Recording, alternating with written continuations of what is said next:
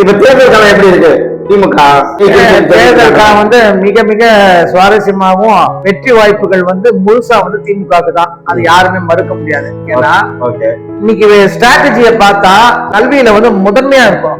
தமிழக முதலமைச்சர் அவர்கள் கல்வியில வந்து முதன்மையா அனைத்தும் வந்து கல்விக்காக வழங்கியிருக்காரு. அதாவது பார்க்க போனா காமராஜருக்கு அப்புறம் இவரை தான் கல்வி நாயகன் சொல்லலாம். கல்வி தந்த நாயகன். ஆமா, காலையில கல்விய வந்து கல்விக்காக தன்னை அர்ப்பணித்த நாயகன் சொல்லலாம். நல்ல லேப்டாப் காலையில என் பையன் வந்து காலேஜ் கொடுத்தாங்க. எடப்பாடி டைம்ல வந்து லேப்டாப்பா கொடுத்தாங்க, ஒண்ணுமே கிடையாது தப்பா. இவங்க வந்து அட்வான்ஸ்ட் லேப்டாப் கொடுத்துருக்காங்க. அதாவது வஞ்சனை இல்லாம கல்வியில பிள்ளைங்க நல்லா வளரணும், அந்த லேப்டாப் வந்து யூஸ்ஃபுல்லா இருக்கணும், அட்வான்ஸ்ட் லேப்டாப். அதே போல அந்த கல்விக்காக எவ்வளவு செஞ்சுட்டாரு. காலை உணவு திட்டம், கல்லூரிக்கு போகிற வந்து அவங்களுக்கு மாத உதவித்தொகை எவ்வளவோ அள்ளி கொடுத்துட்டாரு.